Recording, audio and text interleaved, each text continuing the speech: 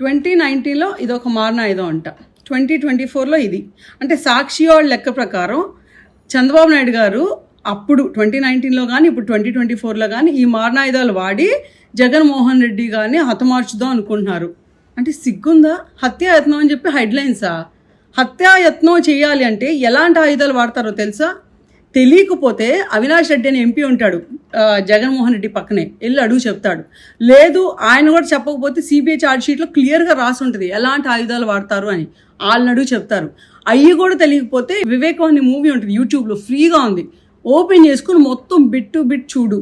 క్లియర్గా చేతికి మట్టి అంటకుండా, మన చేతికి రక్తం అంటకుండా మన బాబాయిని మనం చంపుకొని, ఆ చంపాక అదంతా ఒక ప్లాన్, ఒక సింపతి డ్రామాలా ప్లాన్ చేసుకొని పక్క పార్టీ మీద నెట్టేసి ఎలక్షన్లు ఎలా గెలవాలి అనేది జగన్మోహన్ రెడ్డి గారికి లేకపోతే ఆ పార్టీకి వెన్నుతో పెట్టిన విద్య.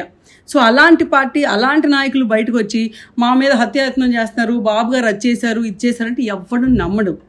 నువ్వు ఎంతమందిని బయట నుంచి తెచ్చుకున్న సపోర్టర్స్ని, ఆ పక్క రాష్ట్రం నుంచి ఆ 2 రూపీస్ ఎవడో పెయిడ్ ఆర్టిస్ట్ లాగా వచ్చి ట్వీట్లు వేసి బ్రో ఆర్ యూ సేఫ్, మీకేంటి డెమోక్రసీలో ఇలాంటి వైలెన్స్కి తావులేదు అంట.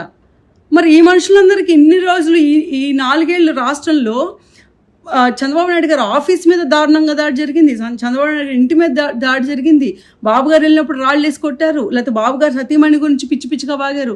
మరి దానంతా ఏమంటారు? అంటే డెమోక్రసీ ఓన్లీ జగన్మోహన్ రెడ్డిని కాపాడటానికి మాత్రమే ఉంటుందా? అదే డెమోక్రసీ మా అందరికి ఉండదా? సో జరిగిన ఇన్సిడెంట్ని ఎవరూ సపోర్ట్ చేయం, 100% చెప్తున్నాం. అప్పుడు బాబు గారి మీద జరిగినా, లేకపోతే ఇప్పుడు జగన్మోహన్ రెడ్డి మీద జరిగినా, లేకపోతే రేపు ఇంకో లీడర్ మీద జరిగినా తప్పే. బట్ ఆ తప్పును వాడుకొని సిగ్గు లేకుండా ప్రతిదీ ఏది దొరికితే అది, శవం దొరికితే చాలు దాని మీద చిల్లర ఏరుకుందాం అని చెప్పి రాబందులాగా ఎదురు చూస్తూ ఉంటే పీక్కు తిందాం అని చెప్పి ఎన్నో రోజులకి జనాలు చూడరు. ఇప్పుడు చిన్న పిల్లోడిని అడిగినా ఇదేంటి బాబు అంటే కుక్కల్ని కొట్టడానికి వాడే రాయండి అని చెప్తాడు. ఏదో మన ఇంటి మీదకి లేకపోతే మన మీదకి ఏదైనా పిచ్చి కుక్క వచ్చినప్పుడు ఈ రాయి వాడతాం అంతే, మనుషుల్ని చంపడానికి కాదు. ఆఖరికి ఆ కుక్కను చంపడానికి కూడా ఈ రాయి పనికిరాదు. సిగ్గు తెచ్చుకోండి.